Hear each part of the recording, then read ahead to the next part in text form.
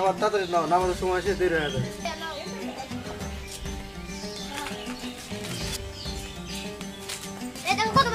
এত বড় সাপ কোন দেখি নেই।